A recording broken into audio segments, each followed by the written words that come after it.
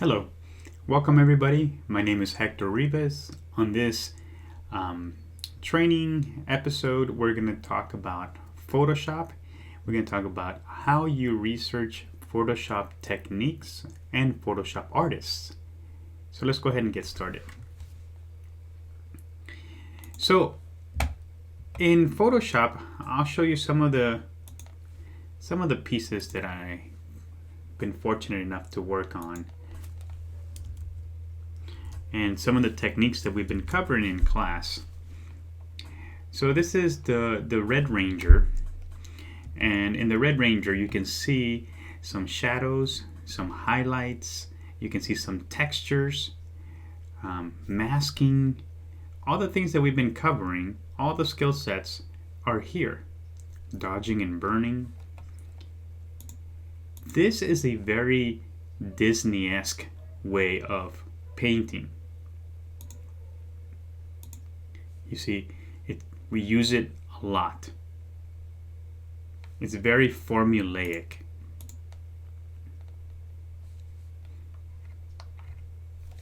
Take a close look. There's a nice clean gradient of the purples, the skin tone.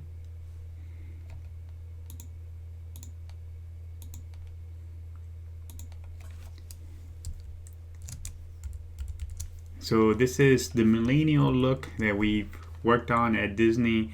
Many times they're looking for a new way of painting or a new way of coloring existing character art, and then they present it to the world that way. So they'll say like season 2020 is gonna have this look. Think of like Batman. You know, Batman has been around for a long time. Superman, Spider-Man, Mickey, Pluto, Donald. And so every season they look for a new look. And this is a look that I helped develop. We called it the millennial look. And what we did here is we combined a lot of Illustrator and a lot of Photoshop to give it this look. And in a different episode, I'm going to show you how to create this look. But you can see if I zoom in here, for example, and look at the beak or the bill here of Donald, you see that in some areas the silhouette is really strong, like here down in his mouth. But in other areas, like here where it meets the eyes, it's non-existing. I made it disappear. So I'm going to show you how to paint that and give it that look. But in this episode, I'm not going to go over that technique. I want to talk to you about finding a style and start creating your own style of painting. That way you can present it as a very unique way, a very original art style, and then you can start painting multiple character art in your art style, and hopefully you get to market it. You know, you get to show it and people love it, and then hopefully at some point you'll be offered the ability or the opportunity to create a new look for character art. But anyhow, what I'm showing you here right now is it's this way of painting that I have taught you, with dodging and burning and masking and using Illustrator to create these type of looks. But I understand it's not the only way of painting character art or painting in general. So in this episode, I want to talk about, well, what other ways are there of painting? You know, this is one semester long class. And in one semester, you're not going to become a master at Illustrator, a master at Photoshop, a master of vector art or pixel-based art, but at least you'll get exposed to it. And that's my goal here, is to expose you to different ways of painting, different ways of producing art. Because in your next classes, you should be able to create assets for your animation projects or for your video game projects. So how do you research artists and how do you research painting styles? Well, you go online first, and you can go to YouTube or lynda.com, and then in YouTube you can type in things like Photoshop painting, or let's say Photoshop masking technique.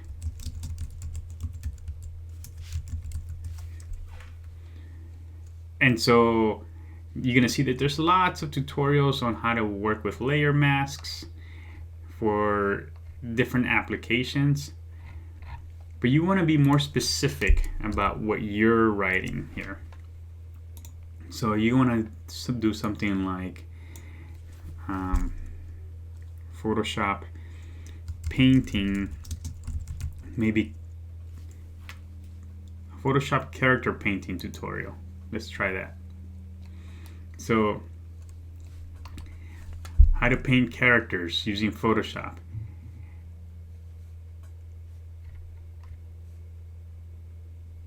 And you're going to see that there's many ways of doing it. I recognize I'm not the only person out there that's painting in Photoshop and working with character art. So it's good for you to watch some of these tutorials and try to capture some of that spirit, some of that magic, and put it in your own character art. In fact, I encourage you to do that. So let's just watch this one.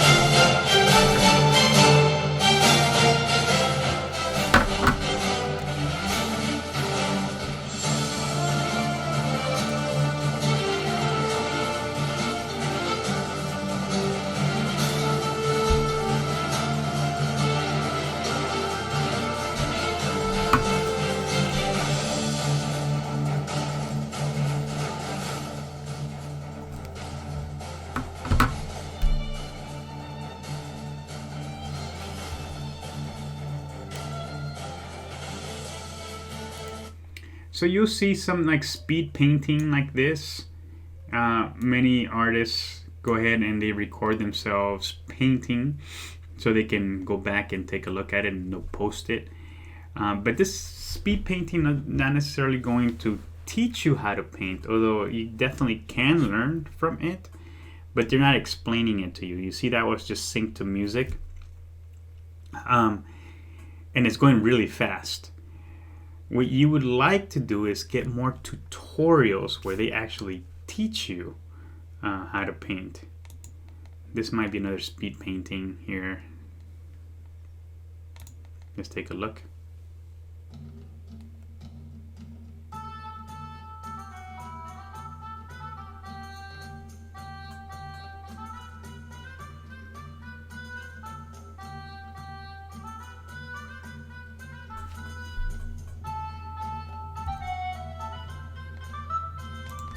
So this one is, everything is in Photoshop. And notice he didn't even touch paper here. He didn't do anything traditional. But it covers a lot of the basic concepts, right? Like he's working with a strong silhouette and he's doing it all in Photoshop in one layer. And then after that, he's probably going to color block it. He's going to say, this is going to be the skin. This is going to be the armor. And then after that, he's probably going to go with shadows. Yep. And then he's going to do shadows, and then he's going to do highlights. So it's light logic. And then he's going to work on details. And then this particular artist is going more for a painterly style, not necessarily a cartoony style. So please feel free to kind of watch artists paint and learn from these tutorials that you have online. But if you want a specific artist, you can follow your own artist and see how they paint and like learn how they use their techniques, their skill set, and then apply it to your character art. In fact, I'm going to show you one of my favorites. His name is Aaron Blaze. In fact, he has his own YouTube channel. Here, I'll play a little bit of it.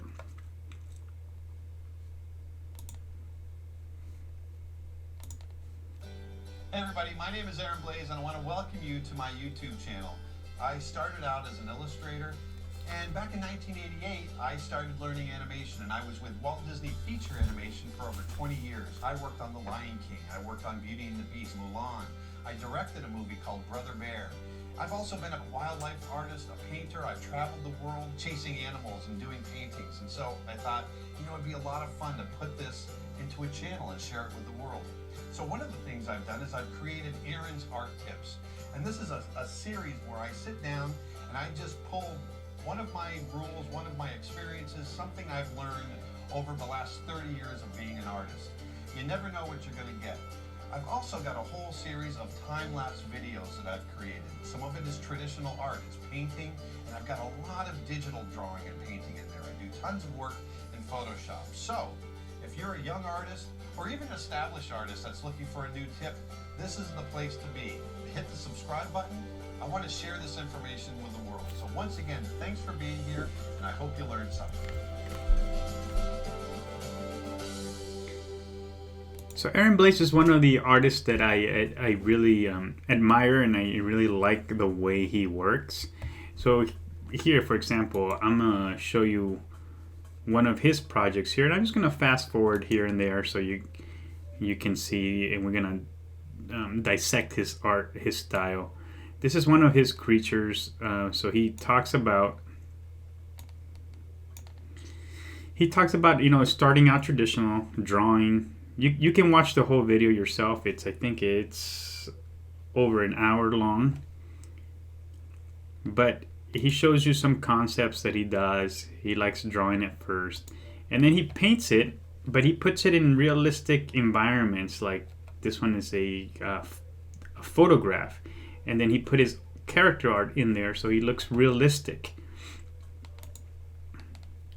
And he shows you different pieces.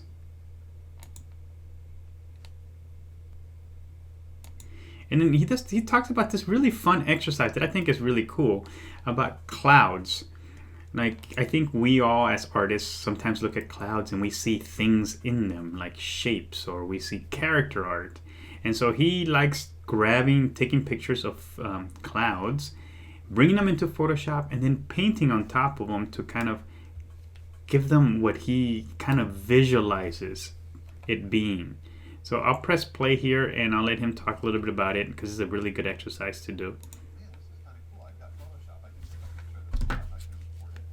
I can start painting over the top of it, start creating creatures, and it became this thing.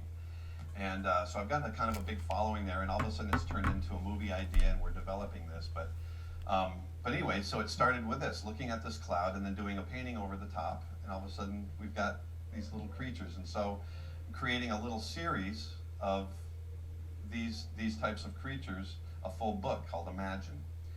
And I've just got a couple of them here. So once again, you look at the cloud and boom, there's a crazy tiger striped weird guy stepping out of the clouds. But these are a lot of fun, and it's you were mentioning right here in the blue shirt, your class. This is a really great fun thing to do with kids, and I do it. I'm a grandfather. Okay, so he goes ahead and talks about that a little bit, but I want to get to this part here where he starts talking about his drawing and painting technique. So he takes a layer. One of the things that he likes working with is, instead of working with a white background, he works with a gray background. After doing that, he chooses his brushes, and he makes his own brushes. In previous episodes, we talked about how to create your own brushes. So he creates his own brushes, and he warps the size of them to start creating a kind of interesting line work.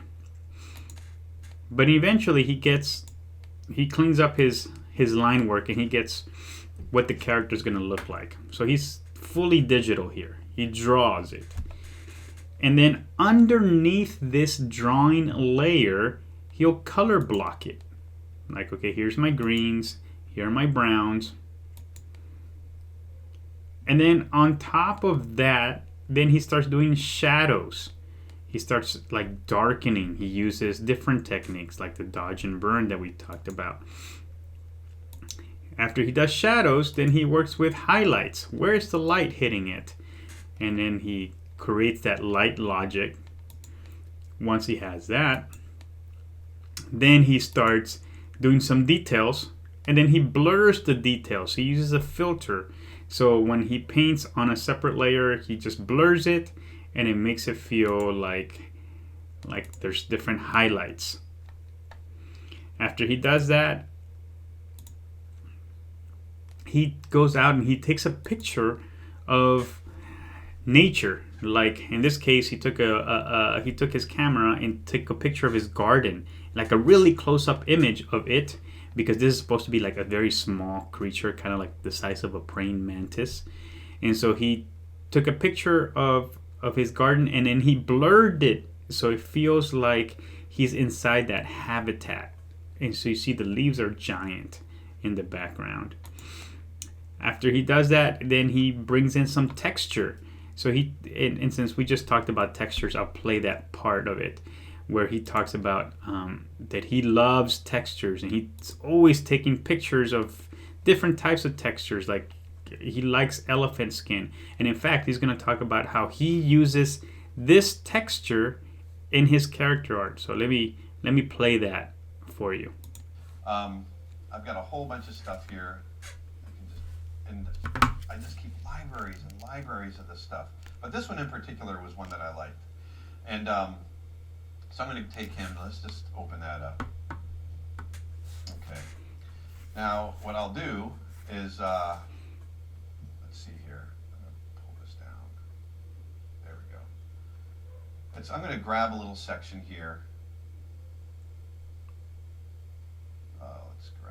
Let's grab this here. Good. How would, there we go. Trying to find I always screw this up. There he is. So I'm going to grab this guy. And I'm going to come over here. So he fumbles around a little bit, but he grabs that texture, brings it from the elephant to this character, and then he starts playing with the scaling, the coloring of it, and then the warping, which we've covered also in class. See how he's warping it to kind of fit like the size. Now he changed the opacity on it. If you look up on the right hand corner here of the layer window, he's working with 43% opacity, so he can kind of see what it's going to look like. And then after he kind of stamps it down, then he starts to erase around the edges, so it looks like it just fits his jawline. And after he erases, then he does it 100 times. He grabs different textures for different parts of the body. Like you can see that he grabbed that elephant for here, but he also has leaves textures, so he takes pictures of leaves, and then he'll wrap them and warp them in different areas for this particular creature. And this is what he does. He goes above and beyond, which is super awesome here, where he goes on that texture and then he paints on top of the texture. So he goes in here and he starts like working every little bit of this texture to make it feel like it belongs to this character art. So you see how he painted here. In fact, let me zoom in here. He painted lighter colors and darker colors in some of this texture.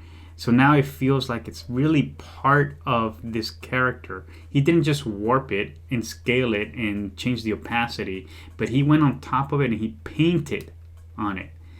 And so it really feels like it belongs to the character art.